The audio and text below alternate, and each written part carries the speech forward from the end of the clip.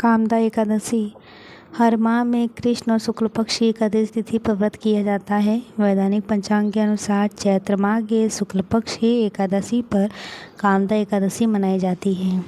सनातन शास्त्रों में जो इस व्रत को अधिक महत्वपूर्ण माना जाता है, ऐसी मान्यता है कि कामदा एकादशी पर कथा का पाठ न करने से साक्षात शुभ फल की प्राप्ति से वंचित रहता है। एकादशी तिथि भगवान विष्णु को समर्पित है। कामदा एकादशी व्रत आज किया जा रहा है। इस दिन भगवान विष्णु की पूजा का विधान है।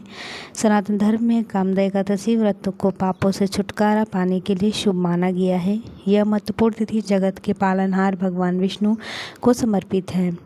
वैदिक पंचांग के अनुसार आज यानी 8 अप्रैल को कामदा एकादशी व्रत किया जा रहा है।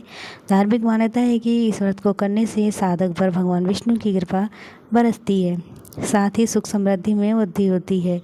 वह इस दिन पूजा के दौरान सच्चे मन कामदा एकादशी कथा का पाठ करना चाहिए। मान्यता है कि कथा का पाठ करने से साधक को पूजा का पूरा फल प्राप्त होता है और सभी मुरादें पूरी होती हैं।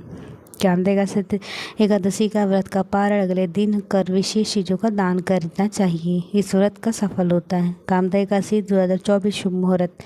वैदिक पंचांग के अनुसार चैत्र माह के शुक्ल पक्ष की एकादशी तिथि 7 अप्रैल को रात 8 बजे से शुरू हो गई है और 8 अप्रैल को रात 9:12 पर एकादशी तिथि खत्म हो जाएगी। ऐसे में आज यानी 8 अप्रैल को कामदा एकादशी व्रत किया जा रहा है।